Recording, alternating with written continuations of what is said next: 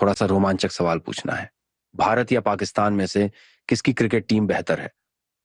दोनों टीमों की पिच पर दुश्मनी के चर्चे भी सभी ने सुने हैं, और दोनों में जियोपॉलिटिकल तनाव भी है, जिसकी अभी आपने बात की है।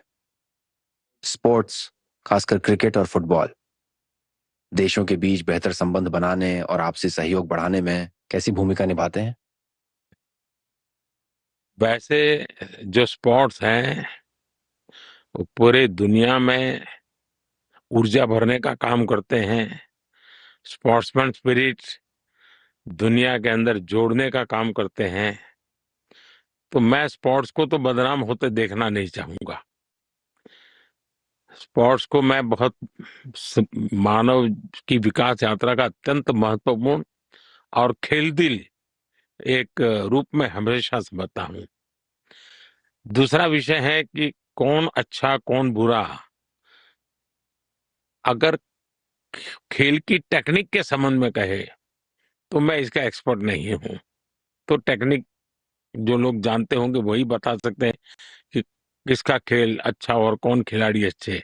लेकिन कुछ परिणाम से पता चलता है। जैसे अभी कुछ दिन पहले ही इंडिया और पाकिस्तान के बीच एक मैच हुआ, तो जो परिणाम आया उसे पता चलेगा कि कौन बेटर टीम है, स्वाभाविक पता चलेगा।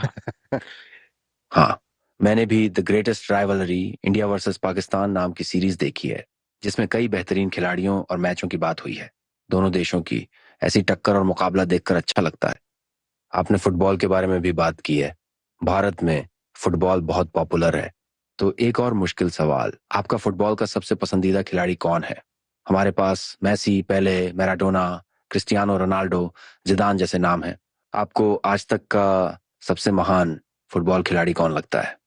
ये बात सही है कि भारत का बहुत सारा क्षेत्र ऐसा है कि जहाँ फुटबॉल अच्छी तरह खेला जाता है, और फुटबॉल की हमारे महिलाओं की टीम भी अच्छा काम कर रही है, पुरुषों की टीम भी अच्छा काम कर रही है। लेकिन अगर पुरानी बातें हम कहें 80s के कालखंड की, तो मैडोना का नाम हमेशा उभर करके आता है। हो सकता है कि उस जनरेशन के लिए वो एक हीरो के रूप में देखे जाते हो, और आज की जनरेशन को पूछोगे तो वो मेसी की बात बताएंगे। लेकिन मुझे एक और इंटरेस्टिंग घटना याद आ रही है, आपने पूछा तो। हमारे यहाँ मध्य प्रदेश करके एक स्टेट है, सेंट्रल पार्ट ऑफ इंडिया में। वहाँ शहडोल करके एक डिस्ट्रिक्ट है। वहाँ सारा ट्राइबल बेल्ट है, काफी लोग ट्राइबल लोग रहते हैं। तो मैं वहाँ ट्राइबल विमेन के जो सेल्फ हेल्प ग्रुप चलते हैं उनसे बातचीत करने का मुझे एकदम पसंद आता है ऐसे लोगों से बातचीत करना। तो मैं मिलने गया था। लेकिन वहां मैंने देखा कि कुछ स्पोर्ट्स के ड्रेस में पहने हुए 80-100 नौजवान, छोटे बच्चे, थोड़े नौजवान, थोड़ी बड़ी आयु के, सब लोग एक ही प्रकार। तो मैं स्वाभाविक उनके पास गया। तो मैंने कहा, भाई आप लोग कहाँ से हैं सब? तो बोले हम मिनी ब्राजील से हैं। मैंने कहा, ये मिनी ब्राजील क्या है भाई तेरा? नहीं, बोले हमारे गांव को लोग मिनी ब्राजील कहते हैं। मैंने कहा, कैसे मिनी ब्राजील कहते हैं? बोले हमारे गांव में से हर परिवार में 4-4 पीढ़ी से लोग फुटबॉल खेलते हैं। नेशनल प्लेयर 80 के करीब हमारे गांव से निकले हैं। पूरा गांव फुटबॉल को समर्पित है। और वो कहते हैं कि हमारे गांव का एनुअल मैच जब होता है तो 20-25 हजार दर्शक आसपास के गांव से लोगों से आते हैं। तो भारत में फुटबॉल का जो इन दिनों क्रेज बढ़ रहा है, मैं उसके शुभ संकेत मानता हूं, क्योंकि टीम स्पिरिट भी पैदा करता है।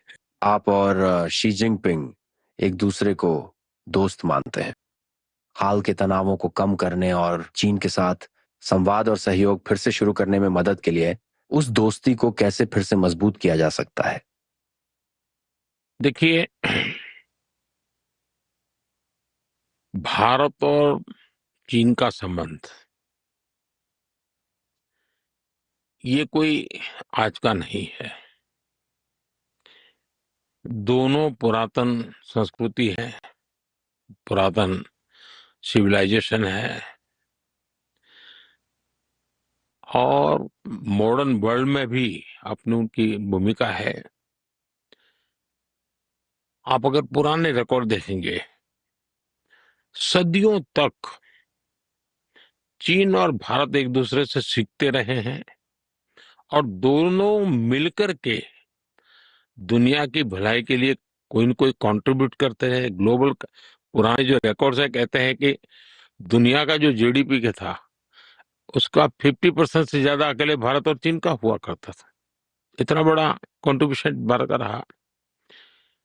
और मैं मानता हूं कि इतने सशक्त संबंध रहे, इतने गहन सांस्कृतिक संबंध रहे, और पहले की सदियों में कोई हमारे बीच में संघर्ष का इतिहास नहीं मिलता है। हमेशा एक दूसरे से सीखना, एक दूसरे को जानने का ही रहा है। और बुद्ध का प्रभाव किसी जमाने में तो चाइना में काफी था, और वो यहीं से ही वो विचार गया था। हम भविष्य में भी इन संबंधों को ऐसे ही मजबूत रहना चाहिए, कंटिन्यू रहना चाहिए। ये हमारा जहां तक डिफरेंसेस तो होते हैं, दो पड़ोसी देश होते हैं तो कुछ ना कुछ तो होता है। ऑकेजनल डिसएग्रीमेंट भी बहुत स्वाभाविक है, कोई ऐसा तो हर चीज नहीं होता, एक परिवार में भी रहता है। लेकिन हमारी कोशिश है कि हमारे जो डिफरेंसेस हैं डिस्प्यूट में ना बदले, उस दिशा में हमारा प्रयास रहता है। उसी प्रकार से हम डिस्कोर्ड नहीं, डायलॉग, इसी पर बात कर बल देते हैं। तभी जाकर के एक स्टेबल कोऑपरेटिव रिलेशनशिप और दोनों ही देशों के लिए बेस्ट इंटरेस्ट में है। ये सीख है कि हमारा सीमा विवाद चलता रहता है। तो 2020 में जो सीमा पर जो घटनाएं घटी उसके कारण हमारे बीच स्थितियां काफी दूरी की बन गई। लेकिन अभी राष्ट्रपति श्री के साथ मेरा मिलना हुआ, उसके बाद सीमा पर जो चीजें थी उसमें नॉर्मल से आ चुकी हैं। 2020 के पहले की स्थिति में हम लोग अब काम कर रहे हैं। अब धीरे धीरे वो विश्वास और वो उत्साह और उमंग और ऊर्जा वापिस आ जाए, वो उसको एक थोड़ा समय लगेगा कि बीच में 5 साल का अंतराल गया है। हमारा साथ होना ना सिर्फ बेनिफिशियल है बल्कि ग्लोबल स्टेबिलिटी और प्रॉस्पेरिटी के लिए भी जरूरी है।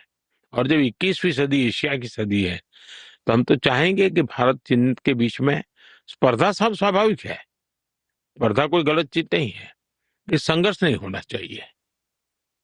दुनिया एक उभरते हुए वैश्विक युद्ध को लेकर चिंतित है। चीन और अमेरिका के बीच तनाव, यूक्रेन और रूस में तनाव, यूरोप में तनाव, इजराइल और मध्य पूर्व में तनाव। आप इस बारे में क्या कह सकते हैं कि 21वीं सदी में हम वैश्विक युद्ध को कैसे टाल सकते हैं? ज्यादा संघर्ष और युद्ध की ओर बढ़ने से कैसे बच सकते हैं? फिजिकल लड़ाइयों की तो चर्चा होती है, लेकिन हर क्षेत्र में संघर्ष चल रहा है। जो अंतर्राष्ट्रीय संगठन पैदा हुई है करीब करीब इरेलेवेंट हो गए, उसमें कोई रिफॉर्म नहीं हो रहा है। यूएन जैसे संस्थाएं अपनी भूमिका अदा नहीं कर सकते हैं। दुनिया में जो लोग कानून की नियमों की परवाह नहीं करते वो सब कुछ कर रहे हैं, कोई रोक नहीं पा रहा है। तो ऐसी स्थितियों में बुद्धिमानी यही होगी कि सब लोग संघर्ष का रास्ता छोड़ करके समन्वय के रास्ते पर आगे आए और विकासवाद का रास्ता सही होगा, विस्तारवाद का रास्ता काम नहीं आएगा।